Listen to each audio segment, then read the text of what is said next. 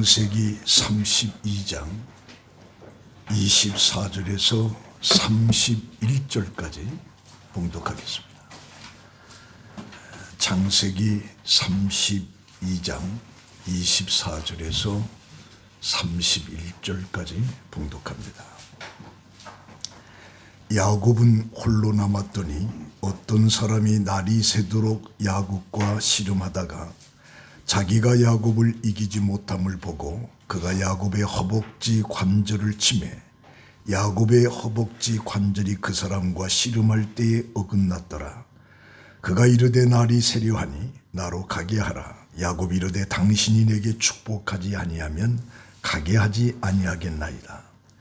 그 사람이 그에게 이르되 내 이름이 무엇이냐. 그가 이르되 야곱이니이다.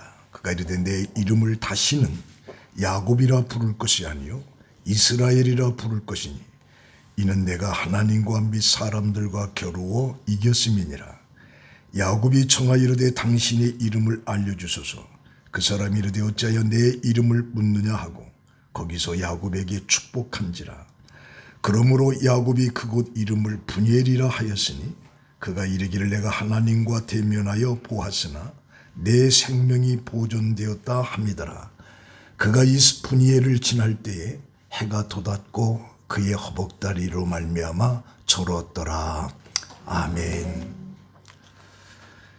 봉독한 말씀을 가지고 브니엘의 체험이라고 하는 내용으로 함께 은혜를 받습니다. 밤이 깊을수록 새벽이 가까웠다.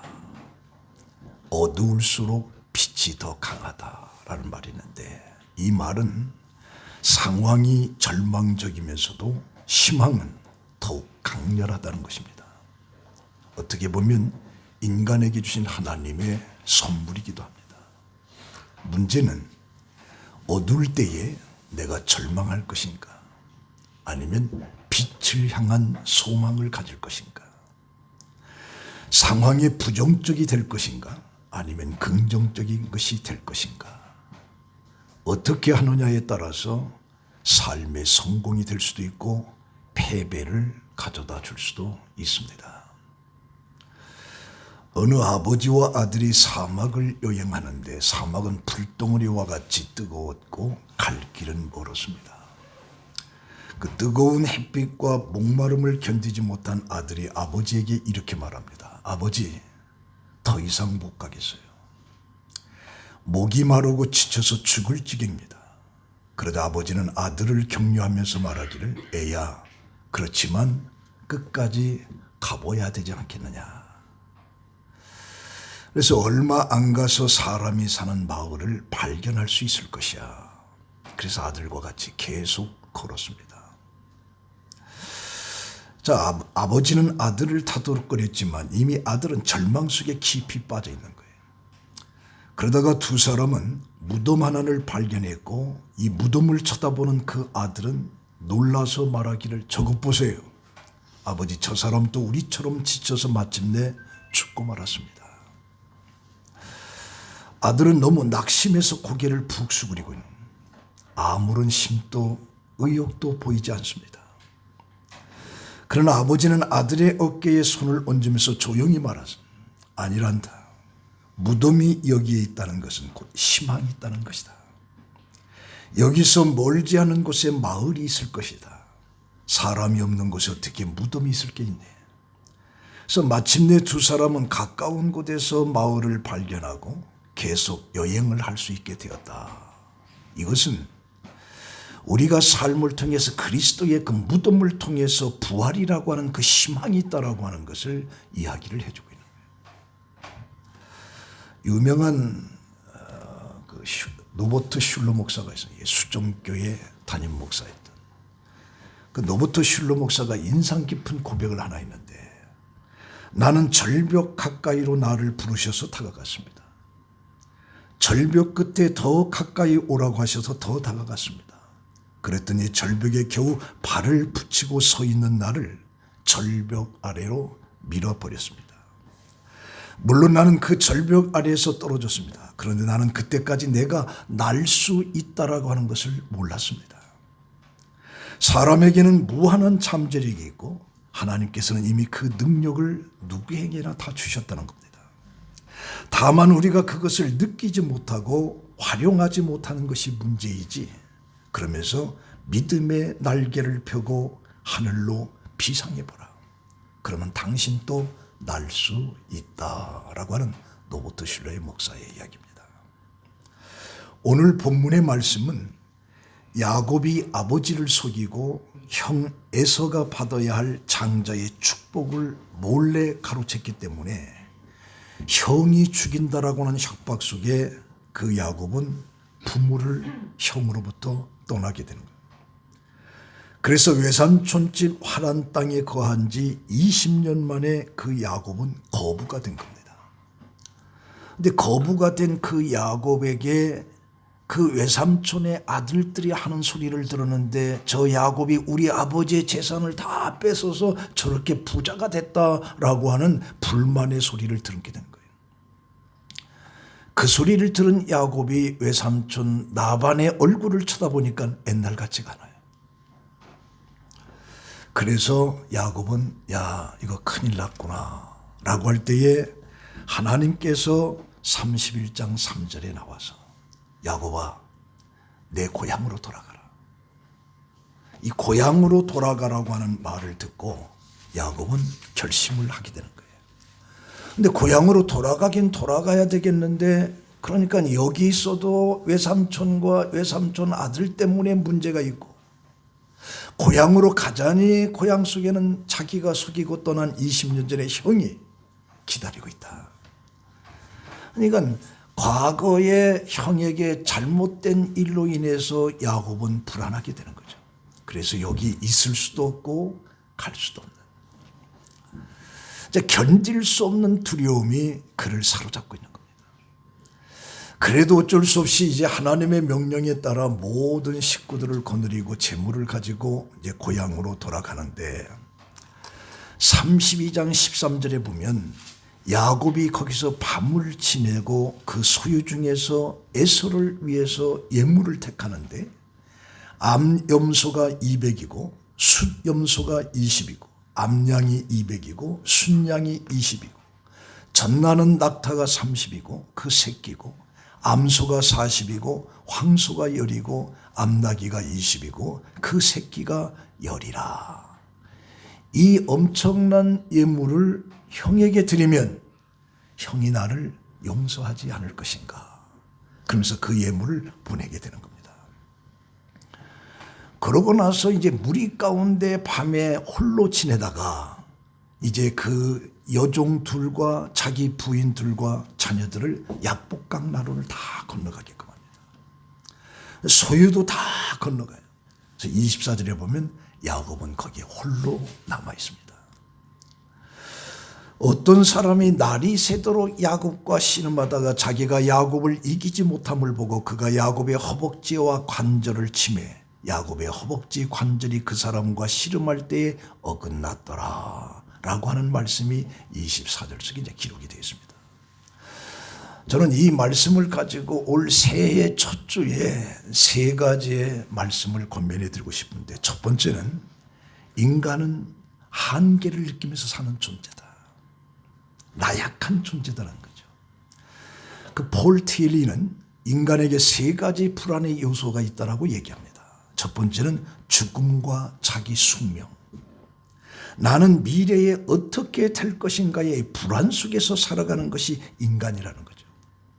두 번째는 공허성과 무의미성. 자신이 무엇인가는 가진 것 같은데 실상은 속이 텅 비어있는 의미가 없는 삶을 살고 있다고 하는 것에 불안을 느끼고 있다는 거죠. 세 번째는 죄책감에 대한 불안이에요.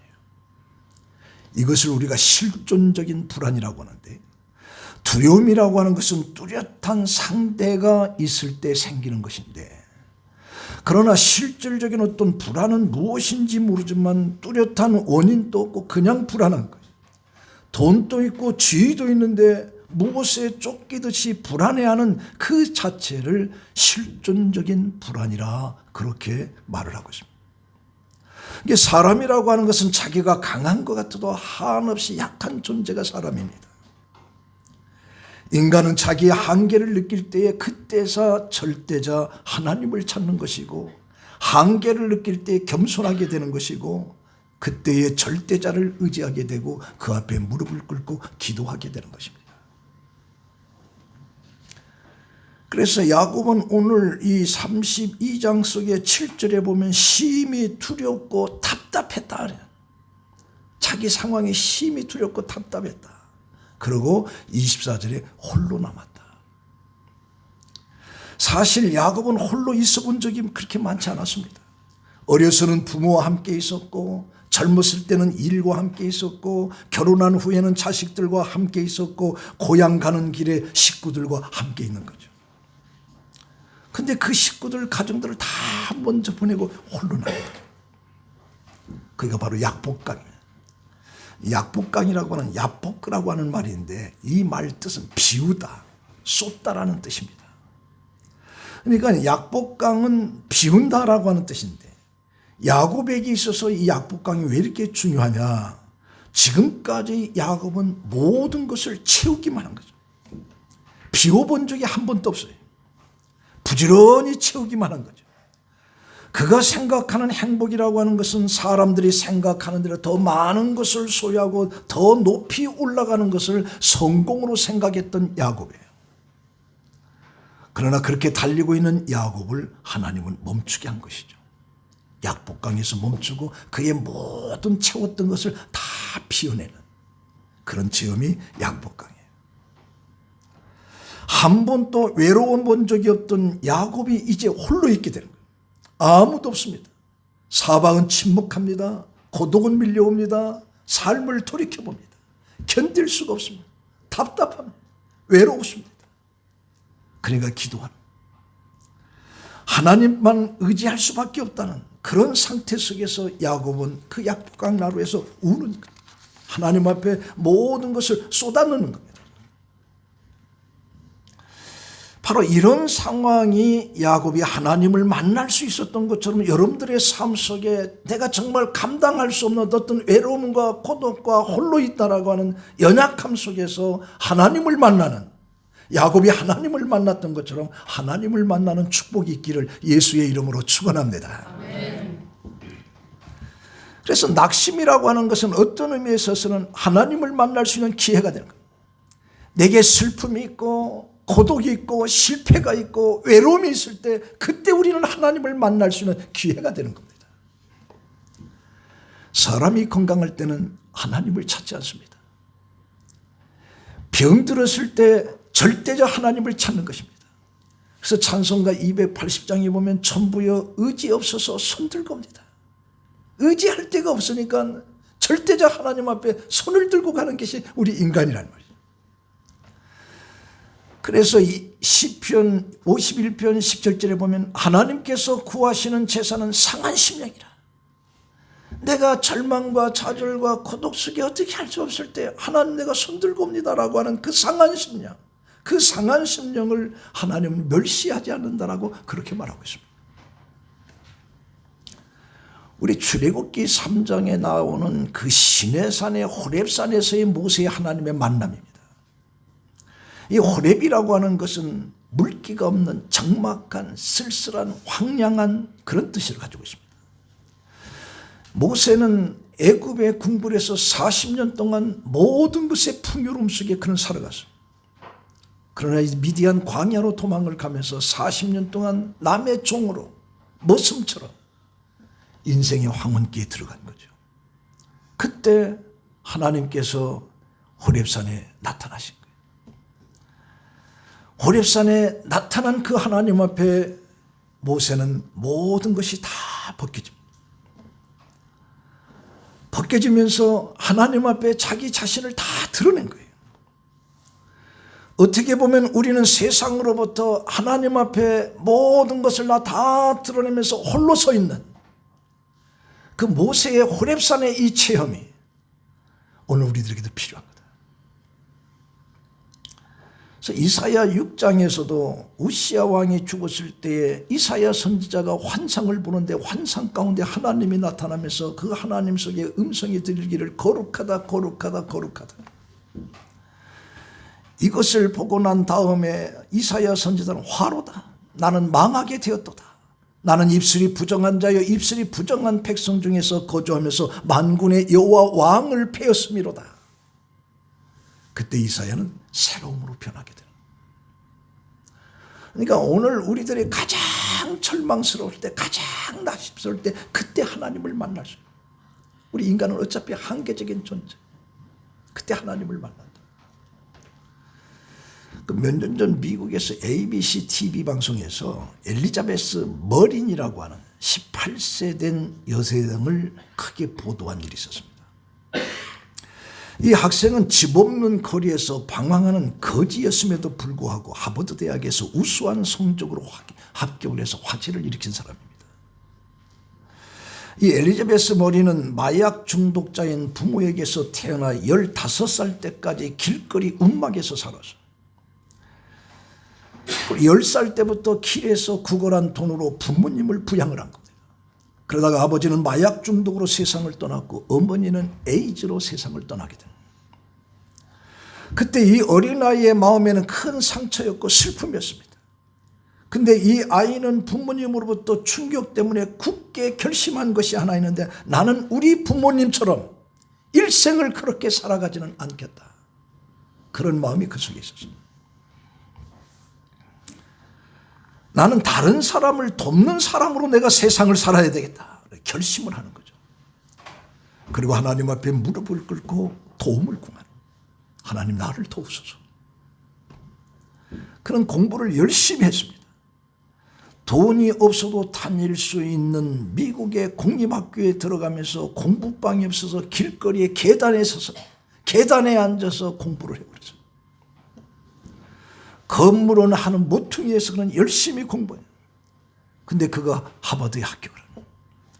뉴욕 타임즈가 주는 장학금을 가지고 그는 하버드를 졸업을 해요. 그런 절박한 상황 속에서도 그는 하나님을 만나면서 새로운 인생을 살아갈 수가 있었던 거죠. 그래서 뭐라고 말하냐? 과거의 나의 고난은 오늘의 나를 있게 한 자양분이 되었다. 이런 엄청난 고난이 오늘의 나에게 자양분이 됐다라고 그렇게 고백을 하는 거죠. 그래서 인간은 나약하기에, 연약하기에, 부족하기에 전능자 하나님을 의지하는 거예요. 외롭고 홀로 있기에 하나님을 의지하는 겁니다. 강한 자는 하나님이 필요 없습니다. 강한 자는 하나님을 의지하지 않습니다. 내가 정말 연약하고 부족하고 나약하기 때문에, 외롭고 홀로 고독하기 때문에 하나님을 찾는 것이고, 하나님을 살 때 그때 하나님을 만나는 것입니다. 올 한 해에 하나님을 만나는 축복이 있기를 예수의 이름으로 축원합니다. 두 번째는 이런 야곱에게 진정한 믿음의 테스트가 있어요. 테스트가. 오늘 우리들도 하나님을 섬기는데 각자의 전부 다 테스트가 있습니다. 26절에 보니까 그가 이르되 날이 세려하니 나로 가게 하라. 야곱이 이르되 당신이 내게 축복하지 아니하면 가게 하지 아니하겠나이다.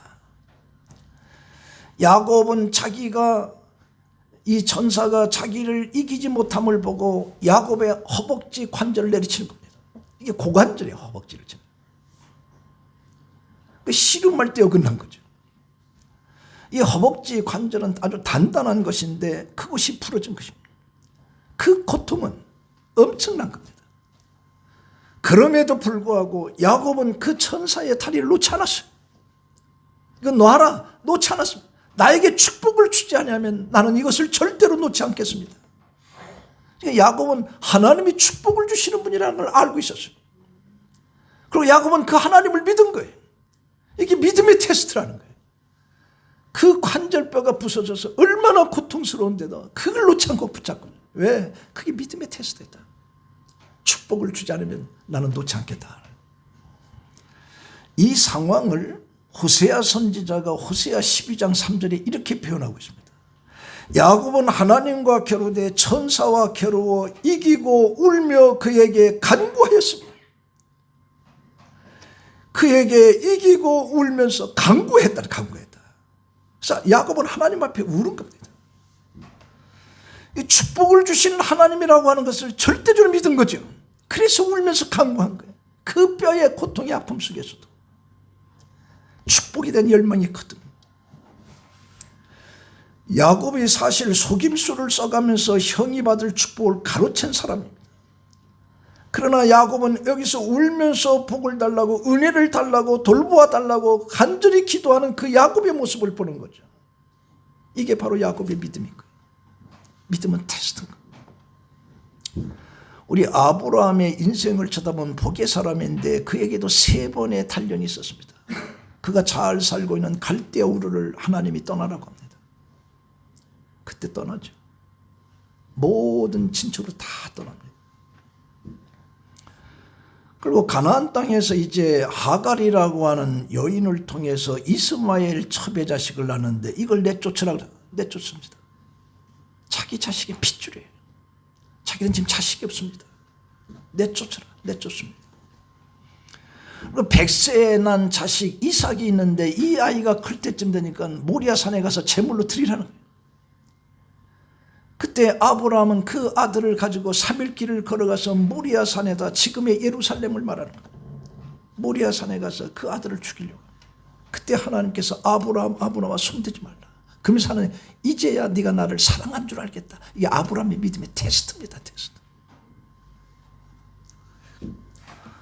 그러니까 이 믿음이라고 하는 것이 어떻게 증명이 되느냐. 테스트를 위해서 통해 증명이 되는 거예요. 내가 아무리 믿음이 있다라고 해도 그 믿음은 증명이 돼야 되는데 무엇으로? 테스트로.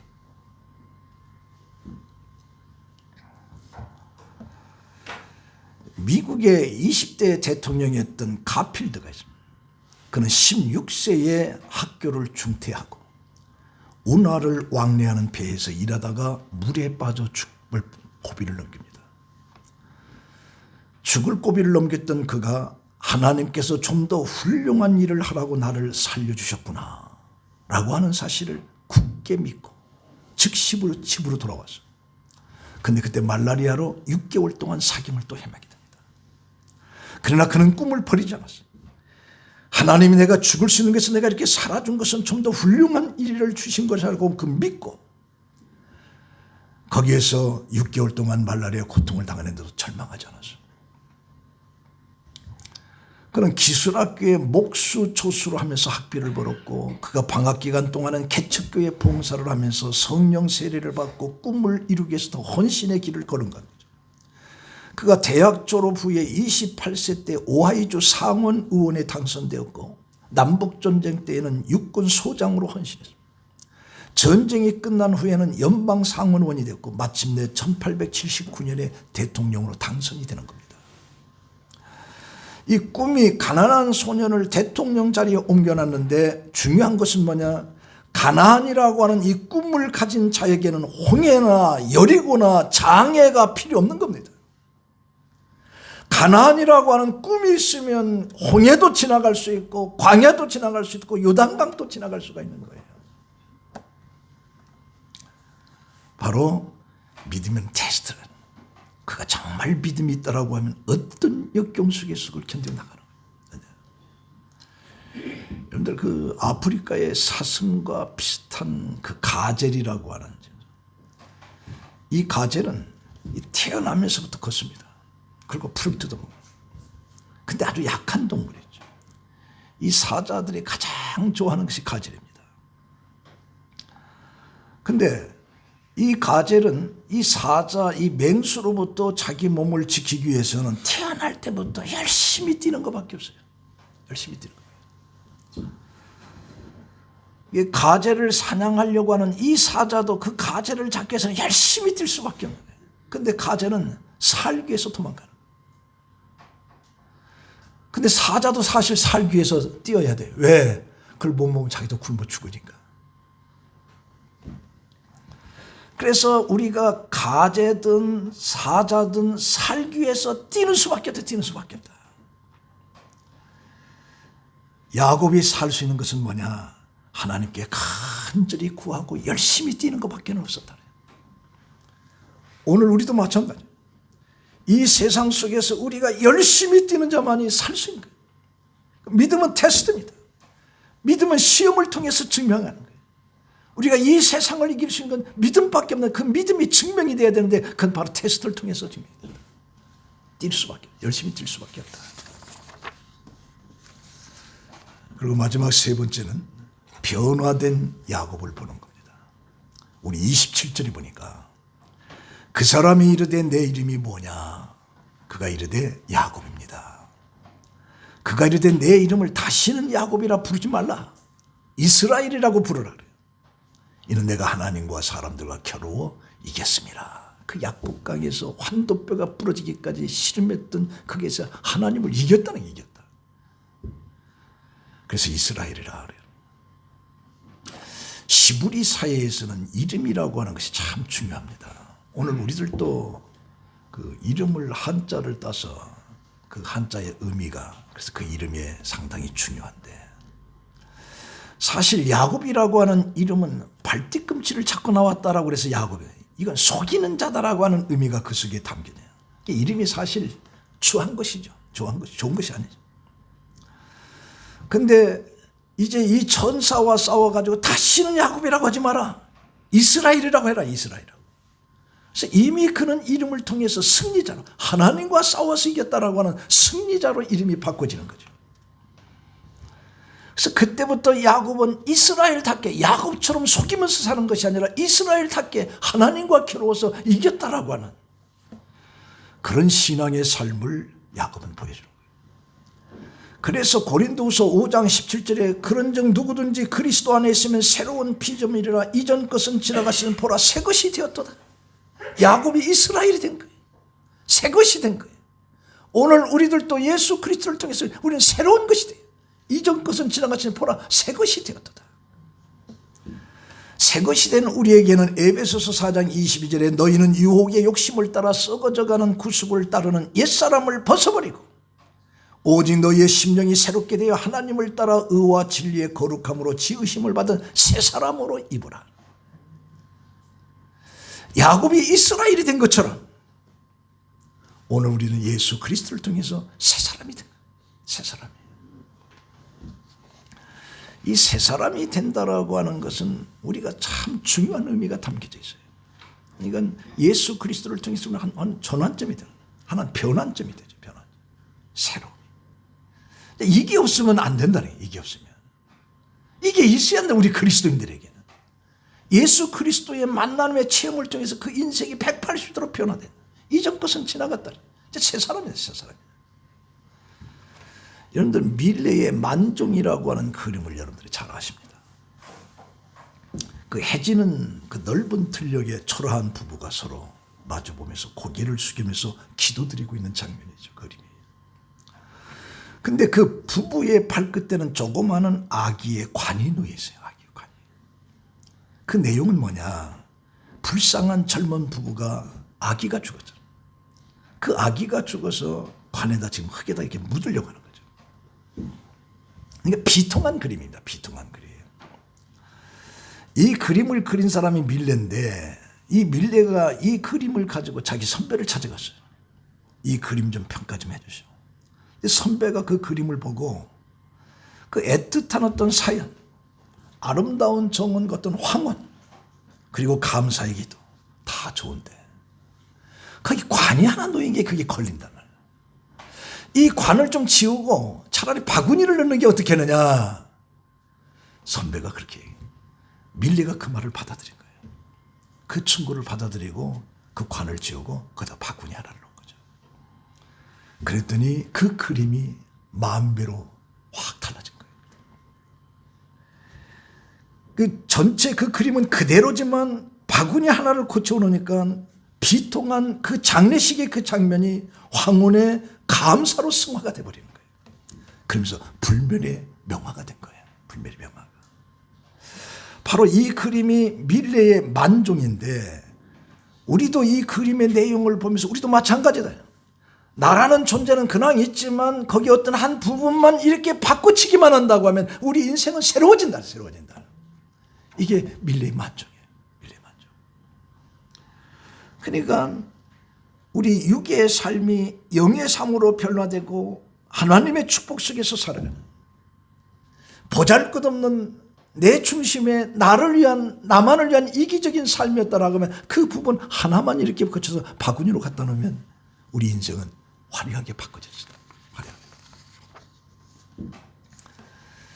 여러분, 세계 최고의 부자 그 마이크로소프트도 그 창업자 빌 게이츠죠. 빌 게이츠. 한 기자와 인터뷰합니다. 당신은 어떻게 이렇게 뛰어난 두뇌로 세계적인 부자가 될 수 있었습니까? 라고 빌 게이츠에게 물으니까 그가 대답하기를, 저는 당신이 생각한 것처럼 그렇게 똑똑하지가 않습니다. 그리고 특별히 재능도 있는 게 아닙니다. 그냥 변화되고자 노력하고 했을 뿐입니다. 이게 오늘 우리들의 삶 속에 어떤 한 부분을 갖다가 변화시키면 우리 인생도 새로워진다. 부정적인 내가 긍정적으로, 게을렀던 내가 부지런함으로, 소극적인 내가 적극적으로 한 부분만 이렇게 바꿔지면 우리 인생이 바꿔진다. 인생이 바꿔진다.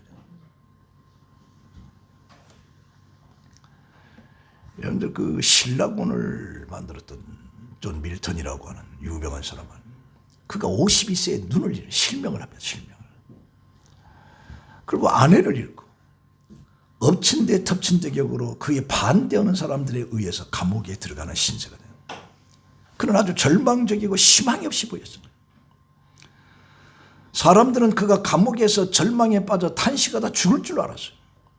그러나 그는 자기의 불행의 역경을 이기고 65세의 불후의 명장에 신라관을 쳐서는 신라관. 바로 존 밀턴이죠. 그는 이런 말을 남깁니다.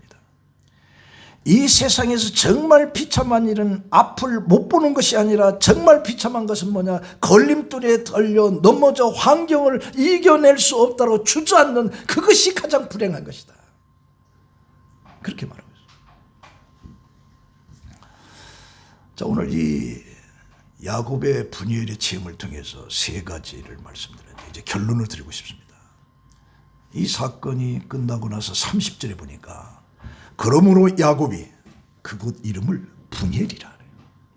그가 이르기를 내가 하나님과 대면하여 보았으니 내 생명이 보존했다. 그가 분이엘을 지날 때 해가 돋았다 그래요. 해가 돋았다. 2022년은 이제 지났어요. 이제 2023년도의 새해의 희망의 빛이 여러분들에게 떠오른 겁니다. 떠오른 거예요. 바로 야곱이 약복강의 이 체험을 통해서 분이엘을 지날 때 해가 돋았다라고 하는 것처럼 올 한 해에 여러분들의 삶 속에 해가 떠오르는 희망적인, 여러분들의 삶이 놀랍도록 새로워지는 그런 축복의 역사가 있기를 예수의 이름으로 축원합니다. 한 가지 예만 드려주겠습니다. 미국 뉴욕에 가면 맨하탄에 그 좀 바닷가에 가서 자유여신상이 있습니다. 그 여신상을 깨끗하게 수리를 했는데 공사를 마치고 나니까 엄청난 양의 쓰레기가 쌓인 겁니다.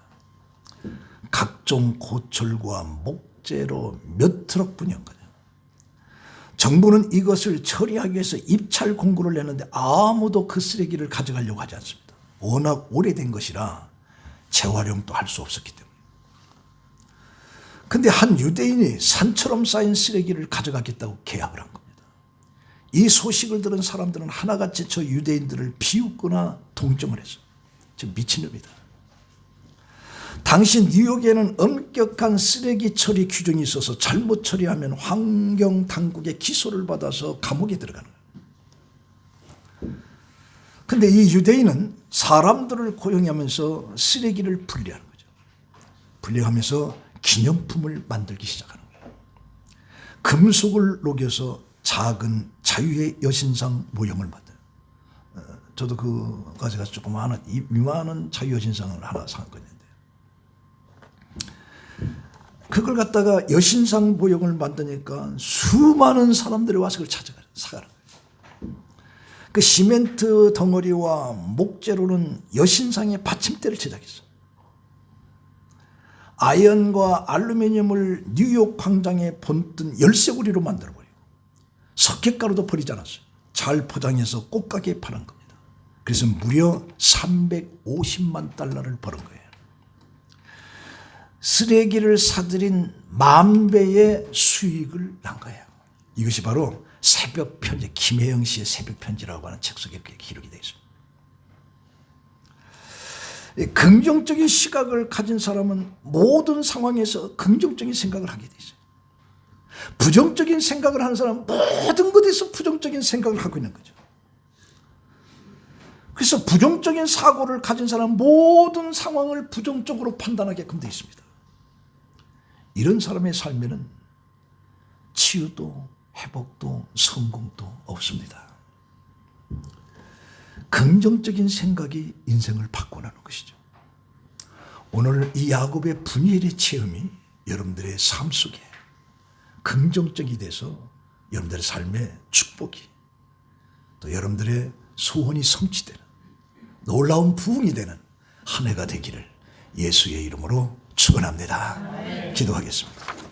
하나님, 새해 들어 첫 시간에 하나님의 말씀 속에 분이엘의 체험, 우리 성복음 성도들이 야곱처럼 이 분이엘의 체험을 통해서 태양의 강렬한 빛을 받으면서 한 해를 뛰어가는 축복의 사람들이 되게 하여 주시옵소서. 예수님의 이름으로 기도합니다. 아멘. 우리 찬송가